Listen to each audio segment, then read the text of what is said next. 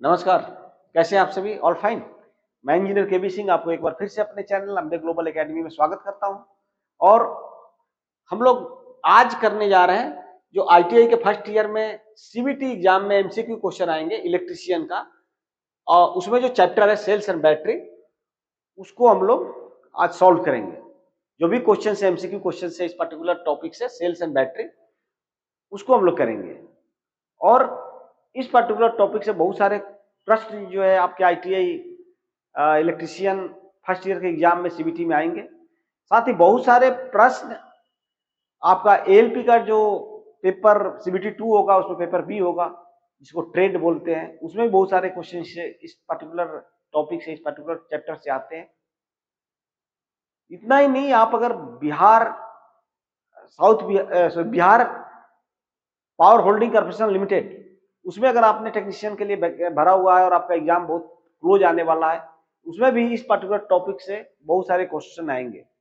साथ ही किसी भी नवरत्न या मिनी नवरत्न कंपनी में टेक्नीशियन के पद के लिए आपने अप्लाई कर रखा है या एग्जाम दे रहे हैं, या फिर आप उस एस्पायरिंग है उसके लिए, तो भी ये पर्टिकुलर टॉपिक जो है काफी आपके लिए इंपॉर्टेंट होगा।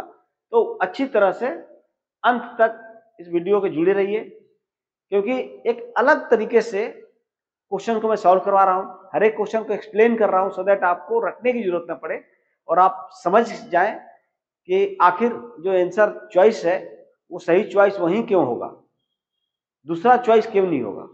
तो पूरी तरह से एक्सप्लेन करके बताने की कोशिश कर रहा हूं। अगर आप प्रॉपर तरीके से आप तैयारी करना चाहते हैं, आप चाहते हैं कि जो एग्जाम हॉल में जिस ढंग से क्वेश्चन पूछेगा उसी ढंग से मुझे घर में प्रैक्टिस करने को मिले, तो आप अम्बे ग्लोबल एकेडमी एप्लीकेशन है प्ले स्टोर पे, उसको डाउनलोड कर लीजिए, उसका सब्सक्रिप्शन ले लीजिए। बहुत ही सस्ता सब्सक्रिप्शन है, सारे लोग एफोर्ड कर सकते हैं, केवल सर्वर कॉस्ट लिया जा रहा है। तो बहुत ही अच्छा एक आपको चांस मिला हुआ है कि आप आईटीआई में अच्छा स्कोरिंग कर करके, अच्छा परसेंटेज लेकर के आप रेलवे की जो अप्रेंटिस है उसको कर लें। और आपको पता है कि रेलवे की अप्रेंटिस जो कर लेता है, जो छात्र कर लेते हैं, उनको 20% का रिजर्वेशन मिलता है ग्रुप डी में, तो नौकरी ऑलमोस्ट पक्की हो जाती है। चलिए स्टार्ट करते हैं। पहला क्वेश्चन है, विच device convert sunlight into electrical energy? कौन सी युक्ति धूप को विद्युत ऊर्जा में बदलती है? धूप को विद्युत ऊर्जा में कौन सी बदलती है? तो सबके घर में आजकल सोलर लगा हुआ है, आप देखते होंगे बहुत सारे लोग सोलर को यूज करते हैं कि बिजली नहीं रहती है तो उससे आपका लाइट जलता है। तो जो सोलर सेल होता है, जो सोलर ऊर्जा होता है, उसमें जो सेल हम लोग यूज करते हैं वो होता है फोटोवोल्टाइक सेल। वो क्या होता है? Photovoltaic cell. पहला आंसर ही सही है, फोटोवोल्टाइक सेल। ठीक है। लिक्विड क्रिस्टल डायोड वगैरह टीवी वगैरह में होता है। लाइट इमिटिंग डायोड लाइट क्या करता है? इमिट करता है। तो आप देखते होंगे जहां भी लाइट जल रहा है, इंडिकेशन जहां है टीवी में, रेडियो में, या फिर आपके मोबाइल चार्जर में, वो सब एलईडी होता है।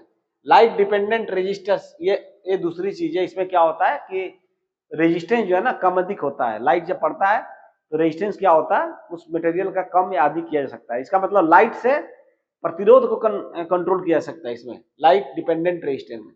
तो सही क्या होगा? Photovoltaic cell. सोलर सेल में जो यूज होता है उसको बोलते हैं फोटोवोल्टाइक सेल, याद रखिएगा। सोलर सेल में, सोलर एनर्जी में हम लोग जो सेल यूज करते हैं होता है फोटोवोल्टाइक सेल। सेल होता क्या है? सेल क्या होता है? सेल आप लोगों ने देखा होगा, घड़ी में सेल लगती है, मोबाइल में सेल लगती है कि नहीं? और तो रिमोट में सेल लगता है। तो सेल में क्या होता है कि एक सेल होता है जिसमें कि एनर्जी स्टोर होता है। क्या होता है? एनर्जी स्टोर होता है। एनर्जी, ऊर्जा, ऊर्जा स्टोर होती है। और ऊर्जा से हम लोग क्या करते हैं? काम करते हैं। कितना काम कर सकते हैं उसको बोलते हैं ऊर्जा। कितना टोटल काम कर सकते हैं उसको बोलते हैं ऊर्जा, या फिर एनर्जी बोलते हैं। तो एनर्जी स्टोर रहती है और उससे हम लोग काम लेते हैं। ठीक है। तो वो क्या होता है? सेल होता है। उसको क्या बोलते हैं? सेल होता है। ठीक है। आगे हम लोग चलते हैं नेक्स्ट क्वेश्चन में। Which law secondary cell works? द्वितीयक सेल किस नियम के से कार्य करते हैं? तो दो तरह के सेल होता है, एक प्राइमरी सेल होता है, एक सेकेंडरी सेल होता है। अगर आप प्रॉपर तरीके से अच्छी तरह से इन डिटेल्स पढ़ना चाहते हैं तो हम लोग आईटीआई का कंप्लीट कोर्स लॉन्च कर रहे हैं। 2 दिनों के बाद ऐप पे अवेलेबल होगा। कुछ जो सैंपल वीडियोज है वो यूट्यूब में भी डाले जाएंगे, तो आप 2 या 3 दिनों के बाद आप देख सकते हैं। और कंप्लीट कोर्स इलेक्ट्रिकल का आप उसका सब्सक्रिप्शन ले सकते हैं। कहाँ से? अम्बे ग्लोबल एकेडमी का जो ऐप है उससे सब्सक्रिप्शन ले सकते हैं। तो which law secondary cell works, secondary cell किस नियम पे काम करता है? तो लेंज लॉ, लेंज का नियम नहीं है। लेंज का नियम तो कहता है कि भाई अगर मैग्नेटिक चेंज हो, जो मैग्नेटिक फ्लक्स में चेंज होता है, चुंबकीय फ्लक्स जो होता है उसमें अगर कोई बदलाव होता है तो पास में रखे कंडक्टर में, पास में रखे चालक में विद्युत धारा उत्पन्न होती है, और उसकी दिशा इस तरह से होती है कि जो उस विद्युत धारा को उत्पन्न कर रहा है उसी का विरोध करे, या फिर जो ईएमएफ इंड्यूस हो रहा है उसका विरोध करे। उसको लेंज लॉ बोलते हैं। जूल का नियम हीटिंग से संबंध है, हीटिंग से संबंधित है। H equal to I square R T. इसका मतलब हो गया किसी कंडक्टर में जो हीटिंग होगा वो करंट के स्क्वायर होगा, जितना विद्युत धारा प्रवाहित होगा उसका स्क्वायर होगा, और गुना आर कितना प्रतिरोध है और कितना समय तक विद्युत धारा प्रवाहित हो रही है उस पर डिपेंड करता है। यह नियम जूल का नियम है। फैराडे लॉ ऑफ इलेक्ट्रोलाइसिस, हाँ ये सही है। Faraday law of electrolysis, Faraday के विद्युत अपघटन का नियम क्या कहता है कि अगर कोई सॉल्यूशन है, केमिकल है, घोल है, उसमें अगर आप विद्युत धारा का प्रवाह करवा रहे हैं तो उस घोल में जो भी अवयव है, जो भी एलिमेंट्स हैं, वो क्या होगा? वो विघटित हो जाएगा। वो क्या हो जाएगा? विघटित हो जाएगा, टूट जाएगा, और वो प्लेटों पे जम जाएगा। ठीक है, कितना जमेगा? तो उसके लिए इन्होंने फॉर्मूला दिया, फैराडे ने फॉर्मूला दिया है, और वो होता है कि करंट का जो मैग्नीट्यूड है उस पे, और जो इलेक्ट्रोवैलेंट केमिकल है, इलेक्ट्रोकेमिकल इक्विवेलेंट है, तो उसके ऊपर डिपेंड करता है। ठीक है, M equal to Z I T. M equal to जो मास होता है, जो जमा होता है, वो होता है Z into I into T. M equal to Z I to. तो जो इलेक्ट्रोड्स पे जो जमा होता है उसको हम लोग जेड आई टी से ये करते हैं कि वो होता है directly proportional to, M is directly proportional to current का जो मैग्नीट्यूड है और कितने समय तक हम लोग विद्युत धारा का प्रवाह कर रहे हैं, विद्युत धारा कितना प्रवाह कर रहे हैं।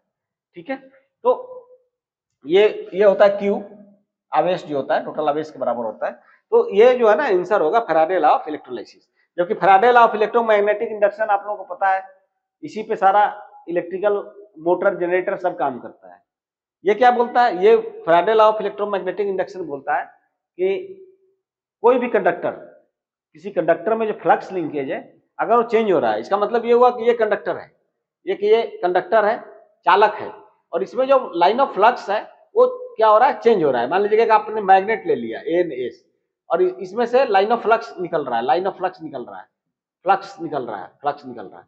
तो ये जो है ना, अगर आप मैग्नेट को आगे पीछे अगर करेंगे तो क्या होगा? इसमें फ्लक्स जो है, फ्लक्स कितना इसमें इसके साथ लिंक हो रहा है, कितना फ्लक्स इसमें लग रहा है, वो चेंज हो रहा है। तो इसमें क्या होगा? ईएमएफ इंड्यूस हो जाएगा। तो ईएमएफ कितना इंड्यूस होगा वो डिपेंड करता है कि उसके लिए उन्होंने 2 नियम दिए हैं, Faraday law of electromagnetic induction first law and second law. ठीक है, तो ये भी नहीं है, ये नहीं है, ये अलग चीज है। तो सेकेंडरी सेल के लिए कौन सा नियम कार्य करता है? Faraday law of electrolysis, Faraday के विद्युत अपघटन का नियम। विद्युत अपघटन का नियम, जो घोल में जो भी सॉल्वेंट है, जो घुला हुआ पदार्थ है, वो अलग हो जाते हैं। ठीक है, और इसी को यूज कर करके इलेक्ट्रोप्लेटिंग किया जाता है। देखते हैं ना, सोना का पानी चढ़ा हुआ गहने, या फिर लोहा जो है उस पर बहुत पतला सा स्टील का परत चढ़ा देते हैं, चांदी का परत चढ़ा देते हैं। ये सब Faraday law of electrolysis, Faraday के विद्युत अपघटन नियम पे ही काम कार्य करता है। चलिए आगे बढ़ते हैं। What is the formula to calculate mass deposited during electrolysis? वही इलेक्ट्रोलाइसिस वही होता है। इलेक्ट्रोलाइसिस का मतलब हो गया अब कि विद्युत अपघट्य। इलेक्ट्रोलाइसिस का मतलब क्या हो गया? अंग्रेजी में इलेक्ट्रोलाइसिस बोलते हैं और हिंदी में क्या बोलते हैं? विद्युत अपघट्य। विद्युत अपघट्य का मतलब हो गया कि कोई द्रव कुछ घुला हुआ पदार्थ है, द्रव्य है, जिसमें कि कुछ सॉल्वेंट है, घुला हुआ है। ठीक है, और वो जो घुला हुआ जो भी चीजें उसमें घुली हुई है, उसमें अगर विद्युत धारा का प्रवाह करेंगे तो घुली हुई चीज क्या होता है? वो अलग हो जाता है और प्लेटों पर डिपॉजिट हो जाता है। तो वो फैराडे लॉ ऑफ इलेक्ट्रोलाइसिस जो मैंने बताया, विद्युत अपघट्य के नियम है, उससे ये फॉर्मूला मिलता है, मैंने बताया था m equal to Z I T, अभी जस्ट हमने डिस्कस किया था, या फिर m इज प्रोपोर्शनल टू, मैंने बताया था ना q, और m equal to m is proportional to i into T, या फिर और m equal to Z I T. ठीक है, तो ये जो फॉर्मूला है ये सही है, इलेक्ट्रोकेमिकल इक्विवेलेंट बोलते हैं। जेड का क्या है? इलेक्ट्रोकेमिकल इक्विवेलेंट, ठीक है, electrochemical equivalent, electrochemical equivalent, electro अंग्रेजी हिंदी में लिख देता हूं, इलेक्ट्रोकेमिकल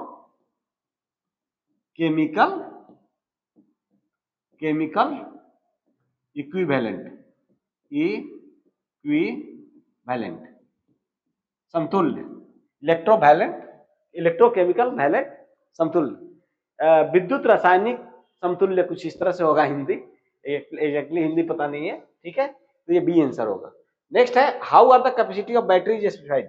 कैपेसिटी की दक्षता कैसे बताई जाती है, क्षमता जो है बैटरी की, उस कैसे बताई जाती है, बैटरी की क्षमता वोल्ट में, कितना वोल्ट की बैटरी है।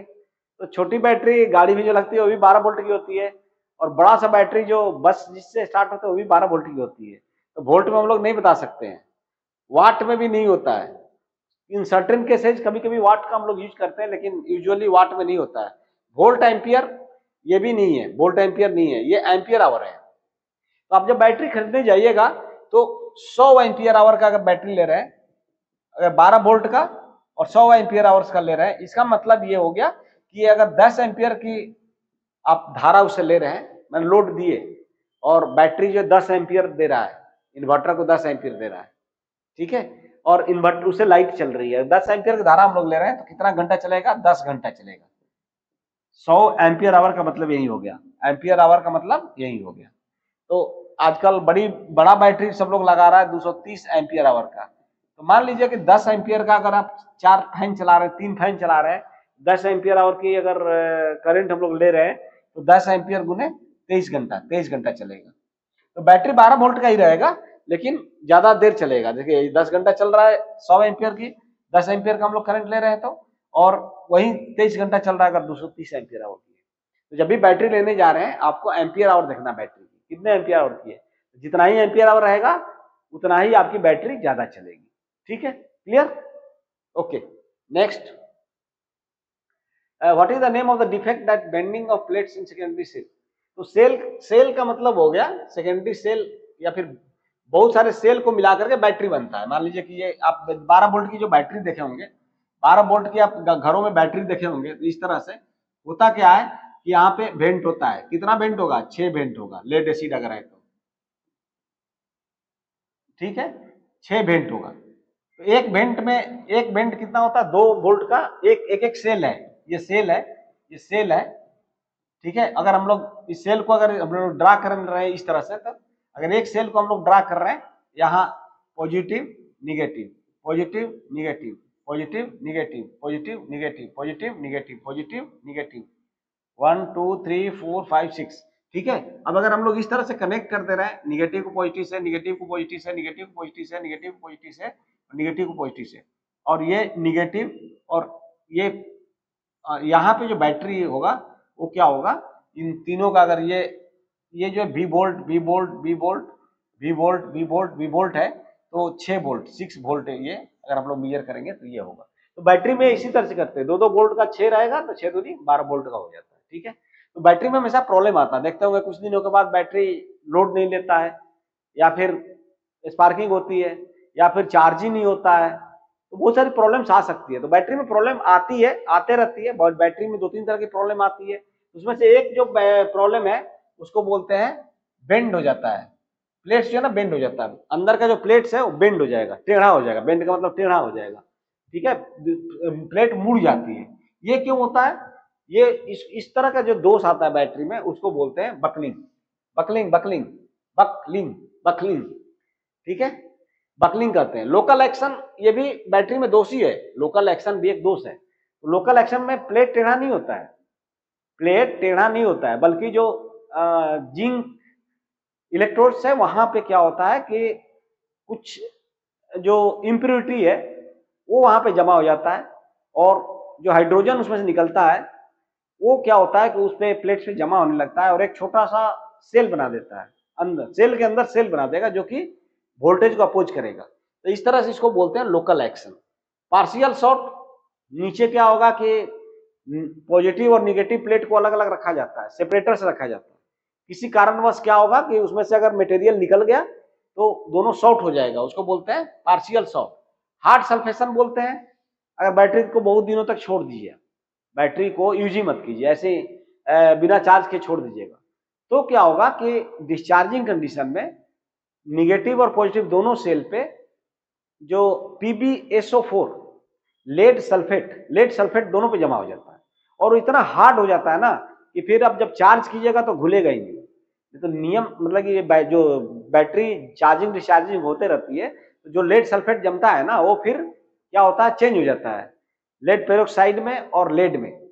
पॉजिटिव पे लेड पेरोक्साइड जो होता है PbO2 और निगेटिव पे Pb वो हो जाता है, और जो भी H2SO4 से रिएक्शन करने के बाद में। लेकिन अभी जो है ना हार्ड सल्फेशन में वो इतना हार्ड हो जाएगा कि वो फिर रिवर्स नहीं होगा, तो फिर बैटरी आपका चार्ज नहीं होता। चारों दोष है, लेकिन जिस सेल में प्लेट मुड़ जाती है उसको बोलते हैं बकलिंग। Answer clear. नेक्स्ट है what is the unit of electric charge. विद्युत आवेश की क्या इकाई है? आपको पता है विद्युत आवेश की इकाई क्या है?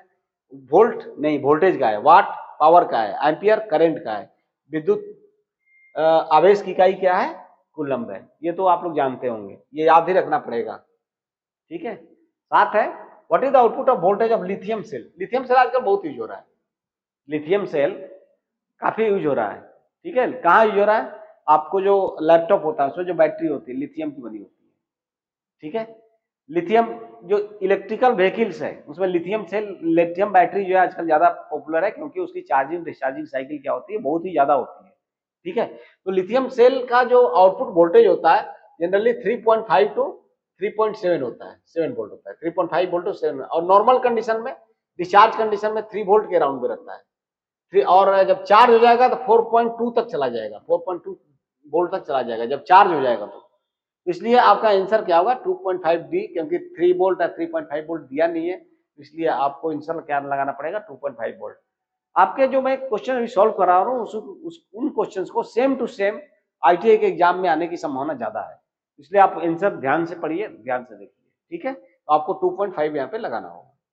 लिथियम सेल का कहाँ उपयोग होता है वो भी मैंने बता दिया। लिथियम सेल का उपयोग EV में होता है, या फिर जहां लाइफ ज्यादा चाहिए सेल की वहां पे होती है।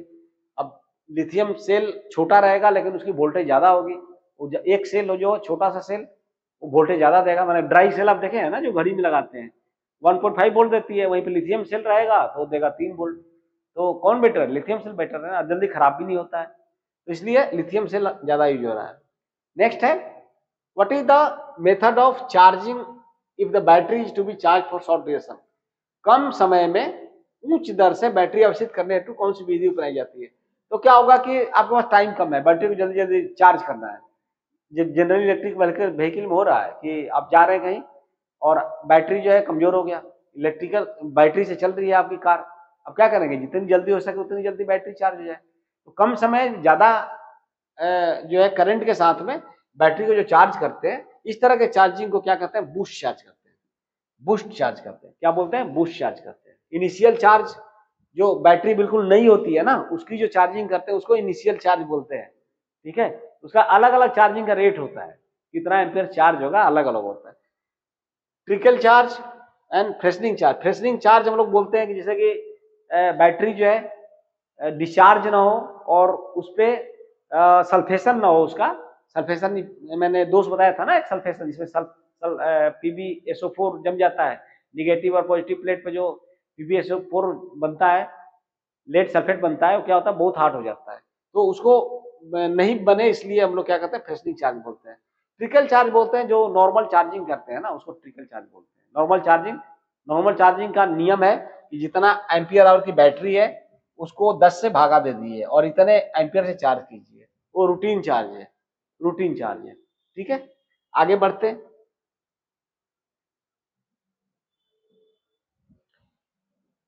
देखिए which electrolyte used in carbon zinc dry cell. तो अब ड्राई सेल यूज करते हैं ना, ड्राई सेल यूज करते हैं, घड़ी में यूज करते हैं, टॉर्च यूज करते हैं, ड्राई सेल यूज करते हैं।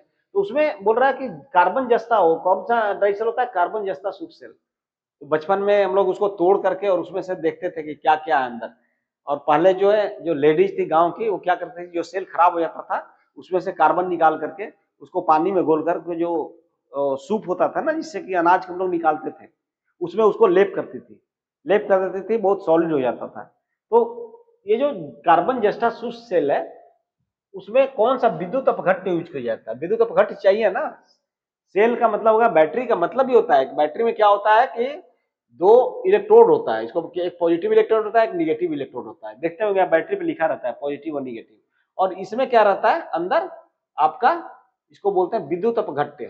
क्या बोलते हैं? विद्युत अपघट्य, हिंदी में विद्युत विद्युत अपघट्य, अपघट्य, ठीक है। या फिर बोलते हैं इलेक्ट्रोलाइट, इलेक्ट्रोलाइट अंग्रेजी में बोल देते हैं, इलेक्ट्रोलाइट बोलते हैं, ठीक है।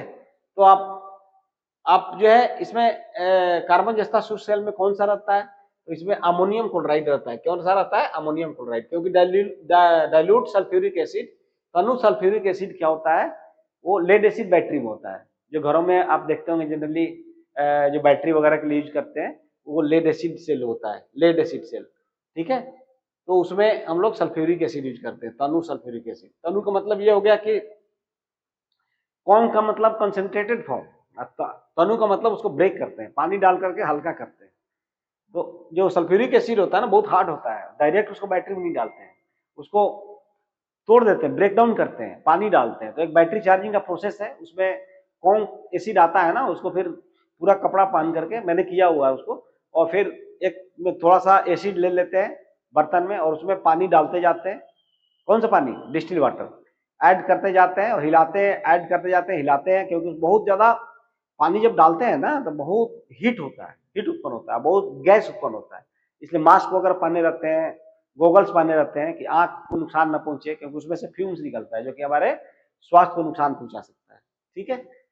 सांद्र सल्फ्यूरिक एसिड, कौन तो होगा ही नहीं, कौन बहुत हार्ड होता है इसलिए नहीं होगा। पोटेशियम हाइड्रोक्साइड भी नहीं होता, अमोनियम क्लोराइड होता है, ठीक है। नेक्स्ट देखिए, which effect causes by passing electric current in liquid. द्रवों में विद्युत धारा प्रवाहित होना कौन सा प्रभाव है? अब द्रव में से विद्युत धारा प्रवाह कर रहे हैं, द्रव में से ये द्रव है और इसमें से विद्युत धारा प्रवाह कर रहे हैं, पॉजिटिव निगेटिव, और यहाँ पे हमने बैटरी जोड़ दिया, ठीक है। विद्युत धारा में हम प्रवाह करेंगे, इसको क्या बोलते हैं, इस प्रक्रिया को कौन सा बोलते हैं? हीटिंग? नहीं, हीटिंग में क्या होगा, गर्मी उत्पन्न होगी, ठीक है, उष्मा उत्पन्न होगी। चुंबकीय, चुंबकीय में मैग्नेट उत्पन्न होगा। तो द्रव में अगर आप पास कर रहे हैं बिजली, तो उसमें चुंबक थोड़ा ना उत्पन्न हो रहा है। लाइटिंग, लाइट थोड़ा ना उसमें से निकलेगा। केमिकल, केमिकल ले लीजिए, राइट आंसर, केमिकल सही है आंसर, क्लियर। द्रवों में विद्युत धारा प्रवाहित होना कौन सा प्रभाव है? वो कौन सा प्रभाव है? केमिकल है। नेक्स्ट चलते, which material is use to make negative plates in lead acid battery. सीसा अम्ल बैटरी में, लेड एसिड बैटरी में, लेड एसिड कौन सी बैटरी में, बार बार बताता हूँ, जो आपको घरों में इन्वर्टर वगैरह में लगा हुआ है वो लेड एसिड बैटरी है। क्योंकि बाकी जो बैटरी होती है, सिल्वर जिंक जो बैटरी होती है, काफी कॉस्टली होती है, उसको हम लोग नहीं लगाते हैं। सबसे सस्ता लेड एसिड आता है, इसलिए लेड एसिड लगाते हैं। लिथियम बैटरी भी महंगी होती है, इसलिए हम लोग लिथियम बैटरी भी नहीं लगाते हैं। तो हमारे घरों में जनरली जो अवेलेबल रहता है वो लेड एसिड ही होता है। और उसमें जो इलेक्ट्रोलाइट रहता है वो होता है, क्या होता है? तनु सल्फ्यूरिक एसिड, ठीक है, diluted sulphuric acid, H2SO4, H2SO4 होता है, क्लियर। चलिए, और उसमें क्या डालना चाहिए? डिस्टिल वाटर डालना चाहिए। कभी भी एसिड वगैरह या पानी जो है ना, आप किसी आरओ का या कल का या साफ पानी या छान करके पानी डाल देते हैं, इस तरह का पानी नहीं डाला जाता है। पानी क्या हमेशा डालता है? डिस्टिल वाटर डाला जाता है। डिस्टिल वाटर क्या होता है? डिस्टिल वाटर में पानी को इवोपरेट किया जाता है, वाष्प बनाया जाता है, फिर उसको ठंडा करके ले लिया जाता है, उसको कलेक्ट कर लिया जाता है, यही डिस्टिल वाटर होता है। तो आप बरसात का पानी भले डाल सकते हैं, थोड़ा आधा घंटा बारिश हो गई उसके बाद ले लीजिए, किसी बर्तन में उसको जमा कर लीजिए, वो वाटर भी डिस्टिल वाटर है, उसको आप डाल सकते हैं। बैटरी में डालने के लिए आप सालों भर का जुगाड़ कर लीजिए ना, अभी तो बरसात आ रही है, डिस्टिल वाटर का जुगाड़ कर लीजिए। आधा घंटा जैसे बरसात हो रही है, कुछ बर्तन रख दीजिए बाहर, फिर उसको भर करके रख लीजिए, उसको डालिए, कोई दिक्कत नहीं है। ओके, नेक्स्ट है ये अम्ल बैटरी में ऋणात्मक प्लेट बनाने हेतु कौन सा पदार्थ प्रयोग होता है? तो ऋणात्मक के लिए यूज होता है sponge lead. Sponge lead. Positive के लिए लेड ऑक्साइड होता है। ये जो होता है ना पॉजिटिव प्लेट बनाने के लिए लेड ऑक्साइड का यूज होता है। निगेटिव प्लेट बनाने के लिए स्पॉन्ज शीशा यूज होता है। ठीक है, लेड पेरोक्साइड एंड ये लेड सल्फेट नहीं, लेड सल्फेट तो बनता है, लेड पेरोक्साइड बाद में केमिकल रिएक्शन से बनता है, इसलिए हम लोग स्पॉन्ज लेड होगा उसका आंसर। ठीक है, नेक्स्ट है धातु सतह के क्षरण के नियंत्रण हेतु कौन सी तकनीक प्रयोग होती है? Which technique is used to control the corrosion of metal surface? तो आपको पता है कि जैसे लोहा है, अगर उसको अच्छी तरह से पेंट वेंट नहीं किया जाए तो उसमें जंग लग जाएगा, जल्दी खराब होगा। इसी तरह से बहुत सारे धातु हैं जिनको कि इलेक्ट्रोप्लेटिंग करते हैं, ऊपर से दूसरे धातु की परत चढ़ाई जाती है जो कि जिसमें कम जंग लगती है। ठीक है, तो उसको हम लोग जिसपे वो करना है, वो इस तरह का जो सुरक्षा होती है उसको बोलते हैं कैथोडिक प्रोटेक्शन। याद रखिएगा, कैथोडिक प्रोटेक्शन, इसको बोलना नहीं है। धातु सतह के क्षरण के नियंत्रण हेतु कौन सी तकनीक प्रयोग में आती है? वो होता है कैथोडिक प्रोटेक्शन। तो देखते होंगे आप जो गाड़ी में रिम है बिल्कुल चमकता है, साइकिल का रिम देखते हैं, देखे हैं ना, लेकिन अगर वो चमक थोड़ा सा हटाइएगा तो नीचे क्या है? लोहा है। ठीक है, तो इसलिए उसके ऊपर परत चढ़ा दिया जाता है कि उसमें जंग न लगे और रिम ज्यादा दे चले। ठीक है, क्लियर? नेक्स्ट है which cell is most often use in digital watch? Digital घड़ियों में सामान्यतः कौन सा सेल यूज होता है? सेल का मतलब आप लोग बैटरी बोलते हैं, जनरली बैटरी बोलते हैं, तो बैटरी और सेल में अंतर है।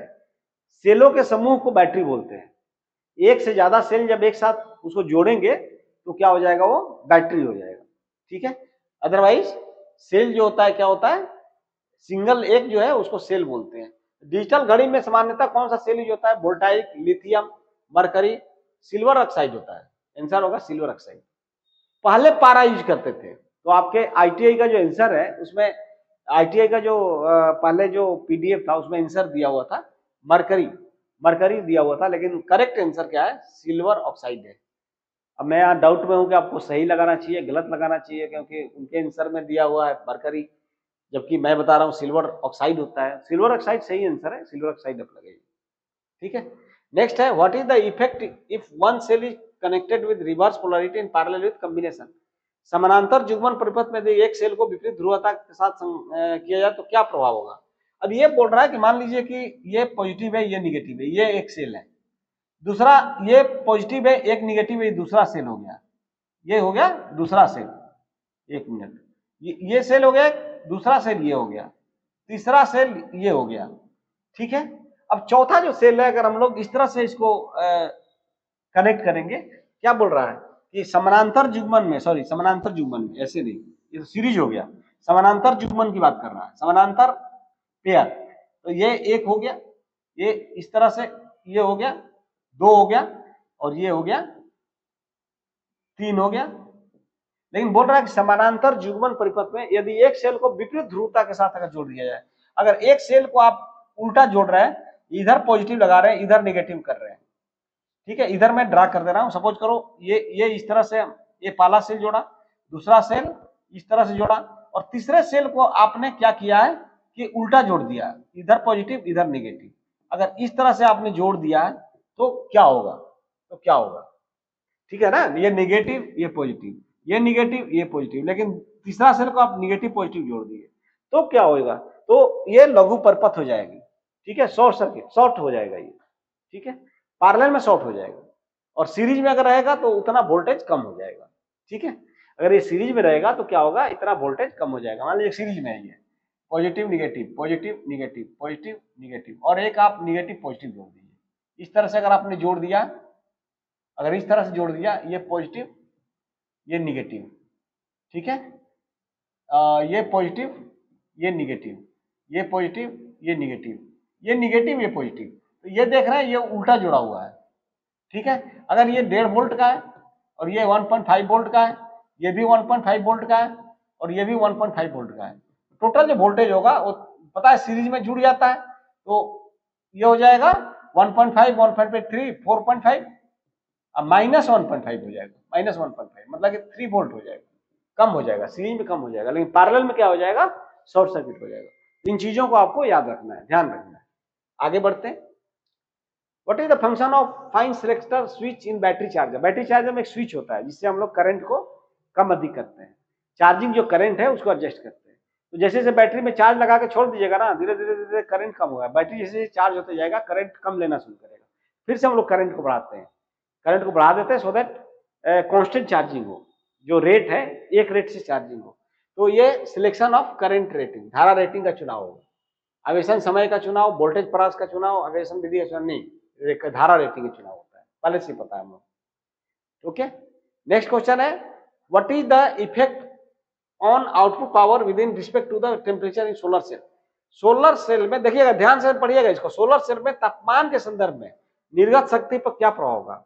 इसका मतलब वाटेज जो है ना, वाट पावर जो है, आउटपुट पावर है, अगर टेम्परेचर बढ़ाएंगे सोलर सेल में क्या होता है, फोटोवोल्टाइक सेल, पहला क्वेश्चन था, ध्यान रखिएगा। तो सोलर सेल में अगर तापमान बढ़ाएंगे तो पावर का क्या होगा? तो जैसे तापमान बढ़ेगा, तापमान में वृद्धि के साथ पावर जो है ना कम होते जाएगा, तापमान में वृद्धि के साथ पावर कम होते जाएगा। ठीक है, आपके आईटीआई में आंसर ये दिया है, डी दिया है, जो कि गलत है, तापमान में कमी के साथ कमी दिया है, तो तापमान में वृद्धि के साथ वृद्धि भी होना चाहिए। दोनों जो कॉन्ट्राडिक्टरी है। सही आंसर ये, तापमान में वृद्धि के साथ आउटपुट पावर क्या होता है, कम होता है। तापमान में वृद्धि के साथ जो निर्गत शक्ति है वो क्या होता है, कम होता है। ठीक है, इसलिए ये इस आंसर को बढ़िया अच्छी तरह से याद रखिएगा। आईटीआई में सारे क्वेश्चंस में से अब तक सारे क्वेश्चंस आ चुके हैं, कितने एग्जाम हो चुके हैं ना सीबीटी। नेक्स्ट, आवेशन के समय हाइड्रोमीटर का क्या उद्देश्य है? हाइड्रोमीटर आपने लोगों ने देखा है? मैं अभी दिखा देता हूं आपको हाइड्रोमीटर, हाइड्रोमीटर दिखा देता हूं। हाइड्रोमीटर, METER, सिलेक्ट कर लिए, सिलेक्ट करें और फिगर देख लेते हैं हाइड्रोमीटर कैसा होता है। ये आ गया हाइड्रोमीटर। देखिए, आप जब जाते होंगे बैटरी के दुकान पे, बैटरी को चेक करवाने के लिए, तो इस तरह का कुछ आपको दिखाई देगा, इस तरह का। ठीक है, देखिए दिख रहा है, इसको प्रेस कर करके हर एक सेल में डिप करके इसको उठाता है, इसको दबा करके यहाँ पे जो काला रबड़ का बना है उसको दबाता है, दबाने के बाद ये इसमें इलेक्ट्रोलाइट लेता है। जो बैटरी में आपका इलेक्ट्रोलाइट डाला हुआ है, बैटरी के अंदर लिक्विड है ना, जो एसिड है, इसको आप एसिड बोलते हैं, एसिड और वाटर दोनों होता है, उसको इसमें खींचता है। खींचने के बाद ये देखा जाता है कि ये जो है ना कहाँ तक ये आ रहा है, ये जो फ्लोट है, इसको अंदर जो होता है फ्लोट बोलते हैं, कहाँ उठ रहा है। अगर ये ग्रीन पे आ गया इसका मतलब चार्ज है, येलो पे आ गया इसका मतलब हाफ चार्ज है, और रेड पे आ गया इसका मतलब डिस्चार्ज है। ये हाइड्रोमीटर इसी को बोलते हैं। इसे बैटरी का चेक करते हैं कि बैटरी कितना चार्ज है, सही चार्ज हुआ है नहीं हुआ है। ठीक है, तो ये जो हाइड्रोमीटर है,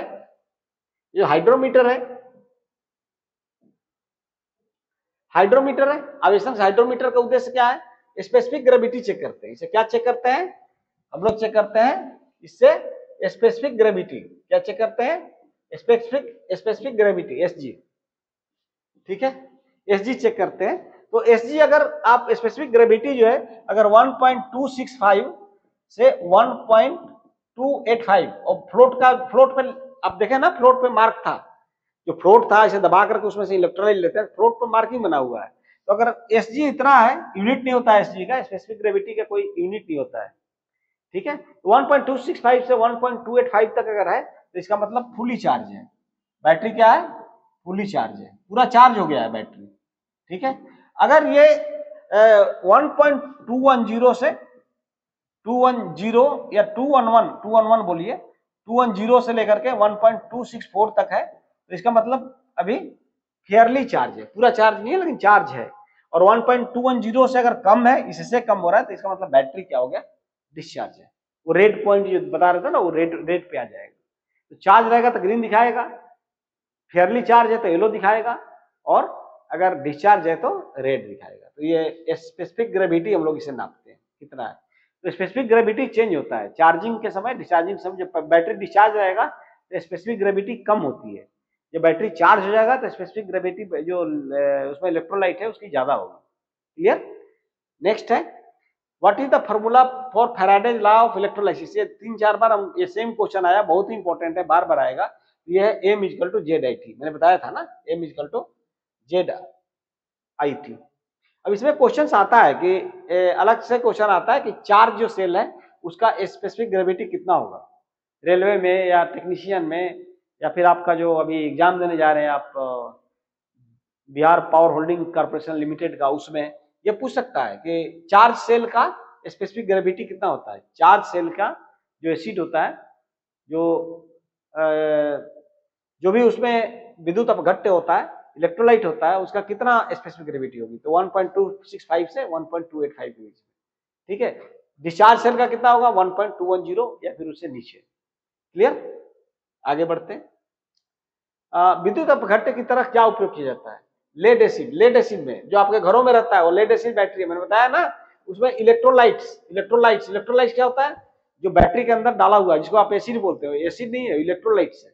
उसमें H2SO4, ठीक है, तनु सल्फ्यूरिक अम्ल वो रहता है, और पानी भी रहता है उसमें, ब्रेक डाउन किया हुआ रहता है पानी डाल करके, हल्का किया हुआ रहता है।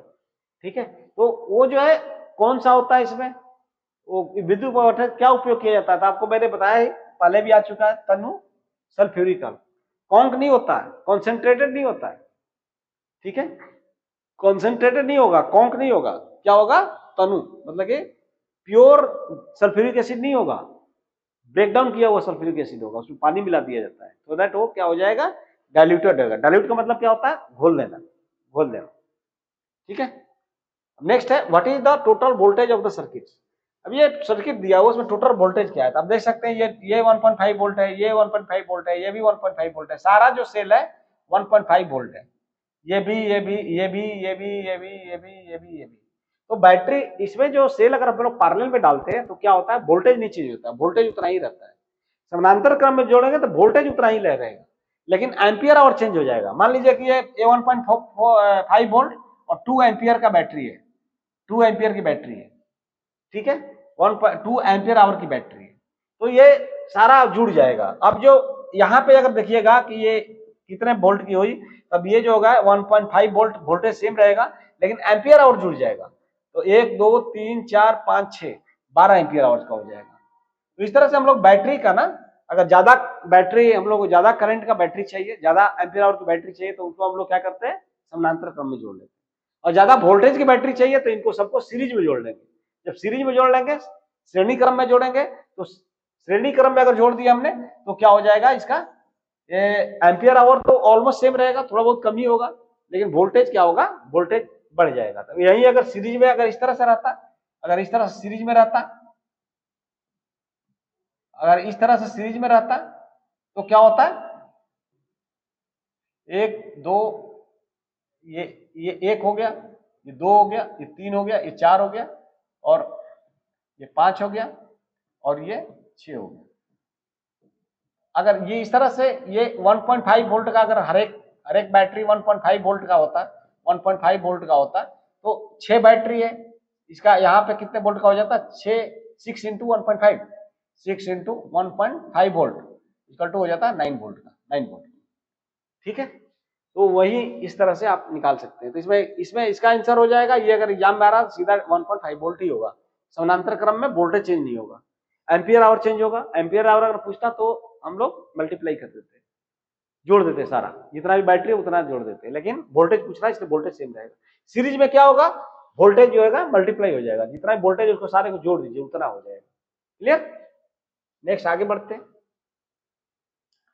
अब ये वो जो आपके घरों में बैटरी है उसके बारे में थोड़ा सा दिया हुआ है कि जो पॉजिटिव प्लेट होता है, ठीक है, अब जब डिस्चार्ज है, जब बैटरी क्या है, डिस्चार्ज है, डिस्चार्ज है, डिस्चार्ज है, तो क्या होगा, ये जो पॉजिटिव प्लेट है ना, पॉजिटिव प्लेट आपका पॉजिटिव प्लेट है, वो उस पर भी लेड सल्फेट होगा, और निगेटिव प्लेट पे भी लेड सल्फेट होगा। अब डिस्चार्ज कंडीशन में आप छोड़ दीजिएगा, तो ये लेड सल्फेट जो जमा हुआ है पॉजिटिव और निगेटिव प्लेट पे, वो क्या हो जाएगा, हार्ड हो जाएगा। इसी को सल्फेशन बोलते हैं। ये इस दोष को बैटरी में क्या कहते हैं, सल्फेशन बोलते हैं। डिस्चार्ज स्टेट में आप बहुत दिन तक बैटरी को छोड़ दीजिए, तो जो सल्फेट SO4 जो जमा है पॉजिटिव और निगेटिव प्लेट पे सल्फेट, वो हार्ड हो जाएगा, वो इसी को हार्ड सल्फेशन बोलते हैं। ठीक है, तो ये हो गया। लेकिन जब चार्ज हम लोग करते हैं तो क्या होता है, चार्ज करते हैं तो ये जो लेड सल्फेट है वो क्या हो जाता है, PbSO4 जो है, जो पानी है उसमें उसके साथ मिल करके PbO2 बन जाता है, लेड डाइऑक्साइड, और H2SO4। जो सल्फ्यूरिक एसिड जो लेड सल्फेट में चेंज हो गया था वो फिर से सल्फ्यूरिक एसिड बन जाता है। तो सल्फ्यूरिक ये रिवर्सेबल है, डिस्चार्ज होगा तो लेड सल्फेट बन जाएगा। सल्फ्यूरिक एसिड में जो SO4 है वो लेड के साथ मिल करके लेड सल्फेट बना देगा, और जब चार्ज होगा तो फिर से सल्फ्यूरिक एसिड बन जाएगा वापस। ठीक है, तो जो चार्ज सेल होता है उसका जो कलर हो जाता है डार्क चॉकलेट ब्राउन। चॉकलेट खाए है ना, डार्क चॉकलेट ब्राउन, चॉकलेटी कलर बोलते हैं ना, उस कलर का हो जाता है। तो बैटरी का जो चार्ज है कि नहीं है, इसको कैसे हम लोग पहचानते हैं? तीन तरीका है ये पहचानने के लिए चार्ज है कि नहीं। पहला तो आप हाइड्रोमीटर का यूज कर करके, जो मैंने बताया था, दिखाया था फिगर, हाइड्रोमीटर से Hg नाप लेंगे। Hg कितना होना चाहिए? अभी जस्ट मैंने बताया Hg कितना होना चाहिए, बताया ना आपको Hg कितना होना चाहिए। ये 1.264 से 1.265, 1.264 से 1.265, ठीक है, सॉरी 1.265 से 1.285, 1.265 से 1.285 तक होना चाहिए। ठीक है, तो ये मैं बता चुका हूं। ठीक है, तो एक तो ये तरीका है कि आप जो है Hg नाप लिए हाइड्रोमीटर से। दूसरा तरीका है आप कलर भी देख करके पहचान सकते हैं पॉजिटिव प्लेट का कि कैसा कलर है।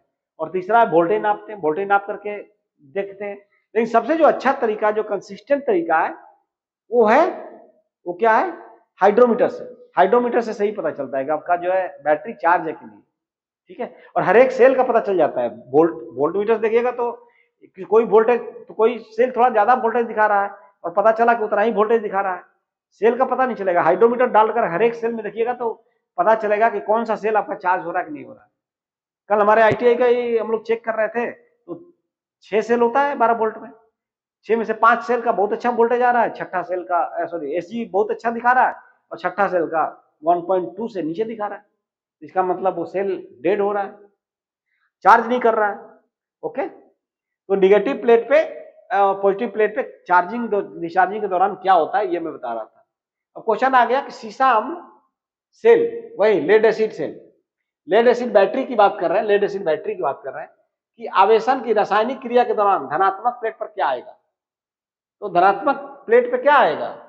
पॉजिटिव प्लेट पे अभी जस्ट हम लोगों ने डिस्कस किया था। कब? चार्जिंग के दौरान। चार्ज करते हैं तो फिर से लेड पेरोक्साइड आ जाता है, वापस लेड पेरोक्साइड आ जाता है। ठीक है, किस पे? धनात्मक पे। और ऋणात्मक पे क्या आ जाएगा? ऋणात्मक पे स्पॉन्ज लेड फिर हो जाता है, ऋणात्मक में फिर से क्या हो जाता है? स्पॉन्ज लेड हो जाता है। जब फिर डिस्चार्ज होगा तो क्या होगा? ये लेड सल्फेट हो जाएगा निगेटिव पे भी, और पॉजिटिव पे भी लेड सल्फेट हो जाएगा। ये पॉजिटिव पे हो जाएगा चार्जिंग के दौरान, ये निगेटिव पे होगा। ठीक है, और जैसे ही हम लोग फिर डिस्चार्ज करेंगे तो दोनों पे, पॉजिटिव निगेटिव दोनों पे क्या हो जाएगा? लेड सल्फेट PbSO4 ये हो जाएगा, लेड सल्फेट हो जाएगा, याद रखिएगा। ठीक है, नेक्स्ट है why the went plug is kept open during charging of battery. Battery के एमिशन के दौरान वेंट प्लग को क्यों खुला जाता है? वेंट प्लग किसको बोलते हैं? बैटरी में वो कसा हुआ रहता है ना ढक्कन, हर एक सेल में 6 ढक्कन रहेगा, उस ढक्कन को कस करके रखना है चार्जिंग के समय। क्यों? क्योंकि गैस जो है ना उसमें जब चार्ज करते हैं तो गैस निकलता है, उससे हाइड्रोजन गैस काफी निकलता है, जो कि हमारे शरीर, हमारे स्वास्थ्य को नुकसान करता है। इसलिए बैटरी को घर में नहीं रखते हैं, बैटरी हमेशा ये सलाह दी जाती है कि बाहर रखिए। तो to escape the gas freely, गैसों को स्वतंत्रता पूर्वक बाहर निकलने हेतु, यहाँ यही आंसर होगा। ऑक्सीजन को अंदर आने के लिए, ऑक्सीजन अंदर कैसे जाएगा भाई? गर्म हो रहा है तो उधर से गैस तो निकल रहा है, तो अंदर कैसे जाएगा? विद्युत अपघट्य का स्तर जांचने के लिए नहीं, इसके लिए तो हम लोग विद्युत अपघट्य का स्तर जांचने के लिए तो हाइड्रोमीटर यूज करते हैं। तो check the colour changes in the plate, colour देखने के लिए थोड़े ना चार्जिंग के समय करते हैं, चार्ज होने के बाद भले हम देख सकते हैं कलर क्या हुआ, जब चार्जिंग हो रहा है तो उसमें थोड़ा ना हम लोग कलर देखना है। ठीक है, तो ये आंसर होगा A, to escape the gas freely, गैसों को स्वतंत्रता पूर्वक बाहर निकालने के, आंसर ये होगा। नेक्स्ट चलते हैं, कौन सी विधि में बैटरी को कम धारा पर लंबे समय तक आवेशित किया जाता है? एकदम कम करंट कर करके लंबा समय तक उसको चार्ज किया जाता है, उसको बोलते हैं, उसको क्या बोलते हैं? Trickle charging. उसको क्या बोलते हैं? Trickle charging, trickle charging. ठीक है, ट्रिकल चार्जिंग में क्या करते हैं? बहुत ही कम जो धारा है उससे हम लोग चार्ज करते हैं। ठीक है, उसको बोलते हैं ट्रिकल चार्जिंग। ये किस लिए करते हैं? ट्रिकल चार्जिंग करते हैं, जो सल्फेशन हो गया अगर बैटरी में, तो उसको हटाने के लिए, सल्फेशन जो बैटरी में हो गया उसको हटाने के लिए हम लोग ट्रिकल चार्जिंग करते हैं। ठीक है, नेक्स्ट है अम्ल बैटरी में कठोर सल्फेशन दोष को कैसे जाना जाता है, कैसे ठीक किया जाता है, कैसे जाना, ठीक करते हैं, ठीक किया जाता है, कैसे ठीक किया जाता है, कौन किसको, सल्फेशन को। तो उसको ठीक करने के लिए क्या है कि बैटरी को कम धारा पर लंबे समय तक आवेशित करें, बैटरी को कम धारा पे लंबा समय तक लगाइए। फिर मैंने अभी जस्ट बताया था आपको, बैटरी को क्या करना है, लंबा समय तक और कम करंट पे आपको लगा के रखना है, तो इसमें सल्फेशन दोष कम होने के चांसेज है। जैसे हार्ड सल्फेशन अगर हो जाता है तो बैटरी ठीक होती नहीं है। ठीक है, लोकल एक्शन अगर है तो वो ठीक होने का चांस होता है, लेकिन हार्ड सल्फेशन जल्दी ठीक नहीं होता। लेकिन फिर भी कोशिश करता है जो टेक्नीशियन है, जो बैटरी का काम करता है, वो कोशिश करता है कि आपका बैटरी ठीक हो जाए। बैटरी काफी महंगी आती है ना। ठीक है, नेक्स्ट है ऑक्साइड बैटरी में कौन सा पदार्थ negative, zinc oxide, silver oxide, silver zinc oxide जो है ना, सिल्वर ऑक्साइड बैटरी और सिल्वर जिंक ऑक्साइड होता है, सिल्वर ऑक्साइड बैटरी बोलते हैं या फिर सिल्वर जिंक ऑक्साइड बोलते हैं। इसमें निगेटिव जो प्लेट होता है ना, किसका होता है, और पॉजिटिव प्लेट किसका होता है। तो पॉजिटिव प्लेट सिल्वर ऑक्साइड का होता है, ठीक है, और निगेटिव प्लेट जस्ता का होता है। तो पॉजिटिव का मतलब पॉजिटिव, पॉजिटिव का मतलब जोड़, हाई, इसलिए नाम ही है सिल्वर ऑक्साइड, सिल्वर पॉजिटिव रहेगा और जिंक जो हो गया निगेटिव होगा, इसलिए सिल्वर जिंक बैटरी बोलते हैं। तो इसमें निगेटिव पूछ रहा है, निगेटिव इलेक्ट्रोड किसका होगा, सिल्वर का होगा, जस्ता सॉरी जस्ता का होगा, जिंक का होगा, इसलिए आंसर ए होगा। नेक्स्ट है what is the electrovalent equivalent of silver, चांदी का विद्युत रासायनिक तुल्यांक, हिंदी में बोलते हैं। इलेक्ट्रोकेमिकल इक्विवेलेंट जो मैं नहीं बोल रहा था, हिंदी में है इलेक्ट्रोकेमिकल इक्विवेलेंट, बताया था ना फैराडे लॉ ऑफ इलेक्ट्रोलाइसिस में। एम जो होता है, जो मास जो घोल में से निकलता है, जो प्लेटों पे डिपॉजिट होता है, वो होता है जेड आई टी। ठीक है, तो इलेक्ट्रोकेमिकल इक्विवेलेंट ये जेड है, जेड क्या है, इलेक्ट्रोकेमिकल इक्विवेलेंट है। ये जेड जो है ना, यही इलेक्ट्रोकेमिकल इक्विवेलेंट है, ये है। और इसको हिंदी में बोलते हैं विद्युत रासायनिक तुल्यांक, विद्युत रासायनिक तुल्यांक। तो कम से कम एक दो मटेरियल का आपको याद रखना पड़ेगा, जैसे चांदी हो गया, तांबा हो गया, क्योंकि इन सबकी इलेक्ट्रोप्लेटिंग करते हैं। गोल्ड हो गया, चांदी का होता है 1.1182 मिलीग्राम पर कूलम।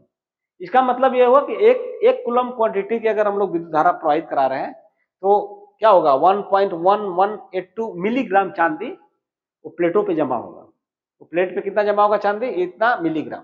ठीक है, इसका मतलब 1 एम्पियर की धारा 1 सेकेंड तक अगर हम प्रवाहित करेंगे तो क्या होगा, इतना mg जो भी मटेरियल है जो द्रव में घुला हुआ है, ठीक है, जो उस लिक्विड में घुला हुआ है वो उस पर जमा होगा।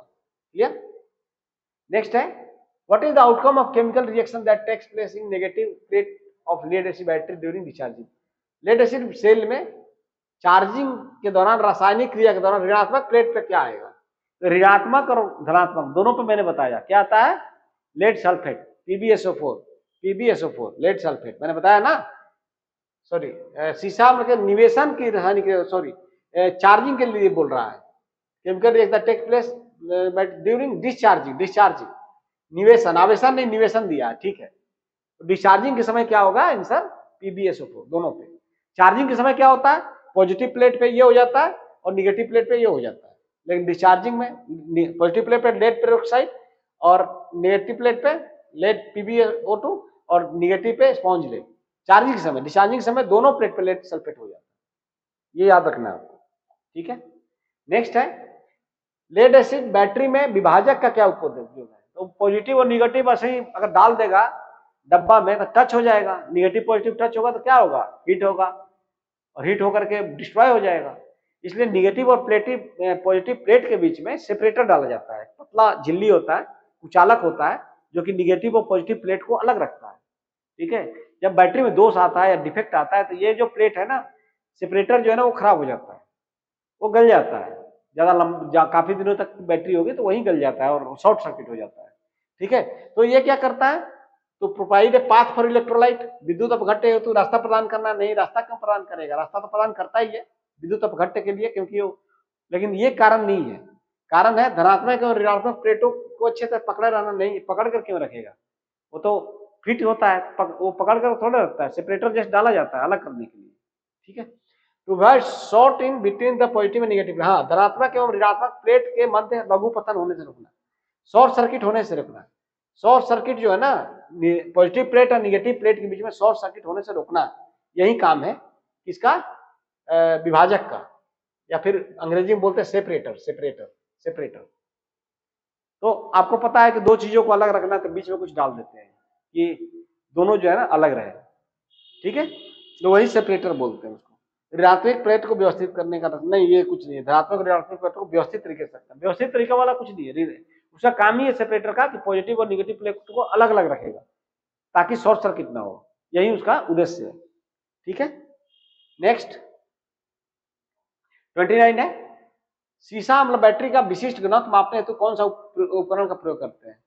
ठीक है, स्पेसिफिक ग्रेविटी जो मैं हम लोग बात कर रहे थे इलेक्ट्रोलाइट का, उसको मेजर करने के लिए कौन सा उपकरण यूज करते हैं, तो अभी जस्ट हमने डिस्कस किया है हाइड्रोमीटर। बैरोमीटर से तो हम लोग दबाव मापते हैं, एनीमामीटर से कुछ और मापते हैं। हाई रेट डिस्चार्ज टेस्टर क्या करते हैं, बैटरी क्या देखने के लिए करते हैं कि कितना हम लोग करंट, अगर मैक्सिमम करंट हम लोग ड्रा कर रहे हैं तो बैटरी पे क्या प्रभाव पड़ता है, बैटरी का जो स्टेटस है किस तरह का है। ठीक है, तो विशिष्ट घनत्व मापने के लिए जो उपकरण का यूज करते हैं वो है हाइड्रोमीटर। ठीक है, लेकिन आपके क्वेश्चन में आंसर में दिया हुआ है हाई रेट डिस्चार्ज टेस्टर, जो कि गलत है। सही आंसर है हाइड्रोमीटर, इसलिए आप हाइड्रोमीटर लगाइए। नेक्स्ट है इन्वर्टर परिपथ कौन सा है, ये एक फिगर दिया हुआ पूछ रहा है कौन सा इन्वर्टर है। तो इस फिगर में ये यहाँ पे ना ये दो एससीआर लगे हुए हैं, क्या लगे हुए हैं, ये एससीआर। ठीक है, तो आपको बिना आंख बंद करके बता सकते हैं कि एससीआर यूज्ड इन्वर्टर है। Driven inverter, single transistor inverter, इसमें दो ट्रांजिस्टर है तो सिंगल ट्रांजिस्टर होगा नहीं, एकल ट्रांजिस्टर होगा नहीं। दो कुंडलन ट्रांसवर्सन इन्वर्टर, दो कुंडलन नहीं है, एक ही कुंडलन है, प्राइमरी सेकेंडरी करके एक ही कुंडलन माना जाता है, ये भी नहीं है। और ड्रिवन इन्वर्टर भी नहीं है, तो आंसर क्या होगा, एससीआर यूज्ड इन्वर्टर, क्योंकि इसमें ऑलरेडी एससीआर में, जैसा कि मैंने बताया, दो एससीआर यूज्ड है, इसलिए एससीआर वाला आंसर होगा, याद रखिएगा। नेक्स्ट है बकलिंग दोष का क्या प्रभाव पड़ता है। बकलिंग पहला क्वेश्चन है, दूसरा क्वेश्चन में ही बकलिंग आया था, प्लेट जो टेढ़ा हो जाता है उस दोष को क्या बोलते हैं। अब उल्टा पूछ रहा है बकलिंग दोष को का क्या प्रभाव पड़ता है, तो इलेक्ट्रोड मुड़ जाता है, जो भी इलेक्ट्रोड है क्या हो जाएगा, मुड़ जाएगा, वही बकलिंग कहलाता है। ठीक है, नेक्स्ट है what is the total output voltage of the circuit. ये जो सर्किट दिया उसमें आउटपुट वोल्टेज क्या है। अब देख सकते हैं यहाँ पे इसका पॉजिटिव और इसका पॉजिटिव एक साथ जुड़ा हुआ है, और इसका निगेटिव और इसका निगेटिव एक साथ जुड़ा हुआ, पॉजिटिव एक साथ जुड़ा हुआ है। इसको हम लोग इस तरह से भी जोड़ सकते हैं, उसी फिगर को इस तरह से बना सकते हैं, निगेटिव पॉजिटिव और फिर निगेटिव पॉजिटिव और फिर पॉजिटिव निगेटिव। अगर इस तरह से कोई जुड़ा हुआ हो और ये बैटरी खुला है और यहाँ पे अगर वोल्टेज लगाया है तो जो वोल्टेज क्या रीड करेगा, जैसे अगर बंद कर देगा तब तो शॉर्ट सर्किट हो जाएगा, लेकिन स्विच खुला हुआ दिखा रहा है तो आप देखिए ये कैसे, ये दोनों क्या किस में जुड़े हुए हैं, ये दोनों सीरीज में जुड़े हुए हैं, श्रेणी क्रम में जुड़े हैं। श्रेणी क्रम या सीरीज बोलते हैं, श्रेणी क्रम में जुड़ा है, सीरीज में जुड़ा है। और देखिए ये उल्टा जुड़ा हुआ है, इसका पॉजिटिव जुड़ा हुआ है। तो जब एक ये जो दो सीरीज में है और तीसरा क्या है, सीरीज में ही है लेकिन पोलैरिटी चेंज है, उसको पोलैरिटी चेंज बोलते हैं। अगर ये निगेटिव यहाँ रहता, पॉजिटिव यहाँ रहता तो तीनों जुड़ जाता है, और इक्विवेलेंट जो वोल्टेज होता है तीनों का जोड़ होता है, तीनों वोल्टेज का जोड़ होता है। इस कंडीशन में जो आंसर होगा वो होगा, दोनों को जोड़ देंगे तो कितना हो जाएगा, 1.5 प्लस 1.5 3 वोल्ट हो गया। और इसमें से ये चूंकि अपोजिट पोलैरिटी के साथ, उल्टा पोलैरिटी के साथ में, तो उसमें से माइनस 1.5 वोल्ट हो जाएगा। इसका मतलब आंसर हो जाएगा 1.5 वोल्ट, 1.5 वोल्ट ये आंसर हो जाएगा। तो ये जो आंसर आपके पीडीएफ में दिया हुआ गलत है, 4.5 वोल्ट दिया है, लेकिन ये गलत है। सही आंसर क्या होगा, 1.5 वोल्ट होगा, क्योंकि ये दोनों जो है सीरीज में जुड़े हैं, ये तो सीरीज में जुड़ा है, ये सीरीज में, ये दोनों बैटरी है, ये दोनों सीरीज में है और ये अपोजिट पोलैरिटी के साथ। ठीक है, या तो गलती हो गया होगा इसको जोड़ने में, लेकिन आंसर ऐसे कंडीशन में 1.5 होगा। तो जो रिवर्स पोलैरिटी के साथ जुड़ा हुआ उतना वोल्ट को घटा देते हैं। सीरीज में जो एक जनरल पूरा पॉजिटिव निगेटिव इस तरह से जुड़ा हुआ है सेल, उसको जोड़ देते हैं जो अपोजिट पोलरिटी के साथ जुड़ा हुआ है उसको घटा देते हैं। तो दोनों को जोड़ दिए जो सेम पोलरिटी के साथ जुड़ा हुआ है, और एक को घटा दिए, और ये जो अपोजिट पोलरिटी के साथ जुड़ा हुआ था उसको हमने क्या किया, घटा दिया। ठीक है, नेक्स्ट है शुष्क सेल में धनात्मक इलेक्ट्रोड के रूप में क्या प्रयोग होता है। धनात्मक इलेक्ट्रोड तो ड्राई, पहले भी हम लोग डिस्कस कर चुके हैं, जो ड्राई सेल होता है उसमें पॉजिटिव जो इलेक्ट्रोड होता है वो किसका बना होता है, कार्बन का बना होता है। ठीक है, और निगेटिव क्या होता है, जिंक की बर्तन होती है। अब देखे है ना, इस तरह से आप लोग शुष्क सेल जो है इस तरह से होता है ना, ये पॉजिटिव होता है, ये कार्बन का होता है, ये जो होता है ना ये इस तरह से कार्बन का रहता है। ये क्या होता है, ये क्या है, कार्बन का बना होता है।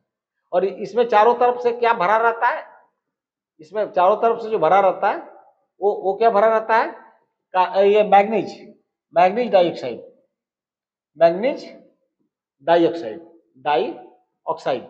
और कार्बन भी मिक्स रहता है, कार्बन भी थोड़ा बहुत मिक्स रहता है।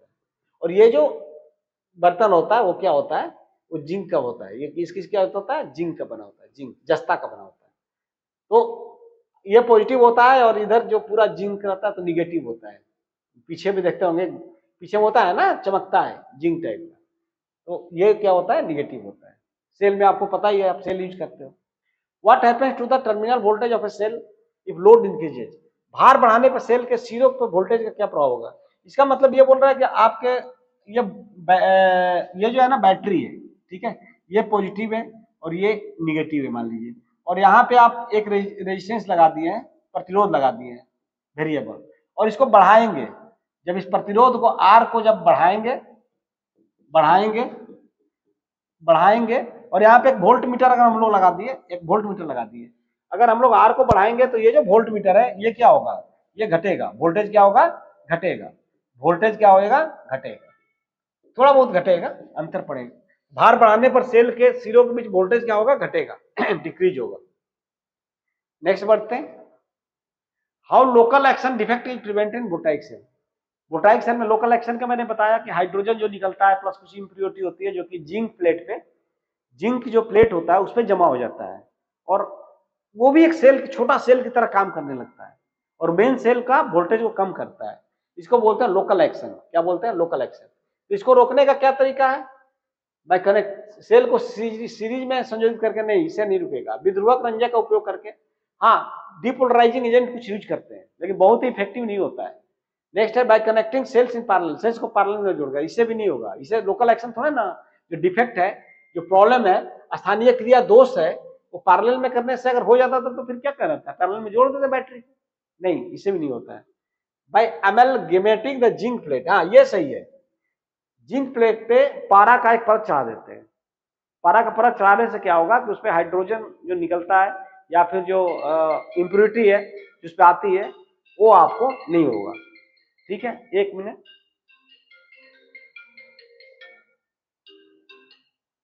वेट करो 5 minute. Okay, how does the letter Z indicates in formula.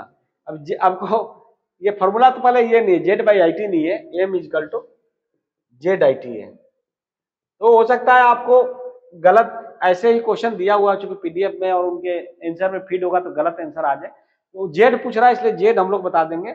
ये क्या हो गया, इलेक्ट्रोकेमिकल इक्विवेलेंट, बताए ना, कितना बार हम लोग बताए अभी, ये इलेक्ट्रोकेमिकल इक्विवेलेंट हिंदी में क्या बोलते हैं, विद्युत रासायनिक, सॉरी हिंदी फिर मैं भूल गया, चलिए ठीक है, इलेक्ट्रोकेमिकल इक्विवेलेंट ही हम लोग इसको बोलते हैं। ठीक है, नेक्स्ट है what does the letter Z indicates, बोलते हैं इसमें क्या हो जाएगा, जेड क्या बता रहा है, टाइम इन सेकेंड्स, नहीं, ईसी इलेक्ट्रोकेमिकल इक्विवेलेंट यही है, विद्युत अपघट्ट का ईसी, शॉर्ट में ईसी बोल देते हैं। ईसी का फुल फॉर्म क्या होगा, इलेक्ट्रोकेमिकल इक्विवेलेंट, विद्युत रासायनिक तुल्यांक, सॉरी विद्युत रासायनिक तुल्यांक, विद्युत रासायनिक तुल्यांक, रासायनिक तुल्यांक, इसको शॉर्ट में अंग्रेजी में बोलते हैं इलेक्ट्रोकेमिकल इक्विवेलेंट और शॉर्ट में बोलते हैं ECE. Electronic and communication engineering नहीं है, इसी का मतलब इलेक्ट्रोकेमिकल इक्विवेलेंट, तो आंसर होगा बी। ठीक है, आगे बढ़ते हैं, what is the electrochemical equivalent of copper. तांबे का विद्युत रासायनिक इक्विवेलेंट क्या है? तो मैंने बताया था आपको चांदी और तांबे का याद रखना। चांदी का कितना था 1.118 और तांबा का कितना होता है 0.329 mg पर कूलम। इसका मतलब ये हुआ कि तांबा अगर घोल में है, अगर जो सोल्यूशन है उसमें कॉपर घुला हुआ है, उसमें से 1 एम्पियर की धारा 1 सेकेंड तक अगर प्रवाहित करेंगे हम लोग, तो कितना प्लेट पे जमा होगा जो तांबा होगा 0.329 mg।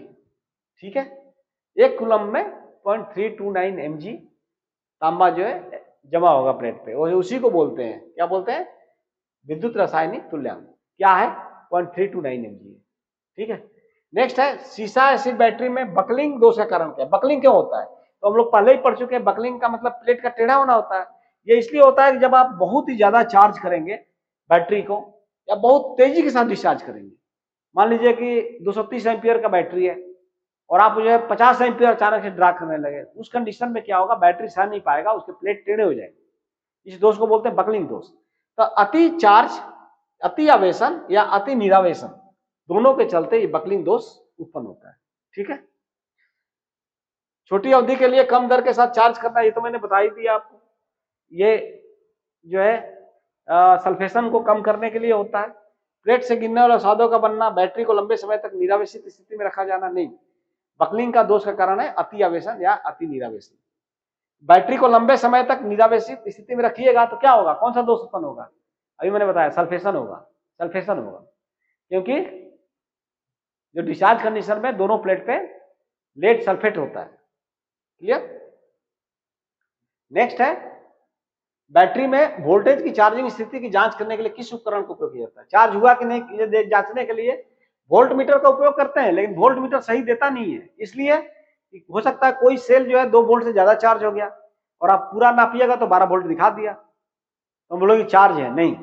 इससे सही पता चलता है हाइड्रोमीटर से। हाइड्रोमीटर से सही पता चलता है कि वोल्टेज की चार्जिंग स्थिति कितना है।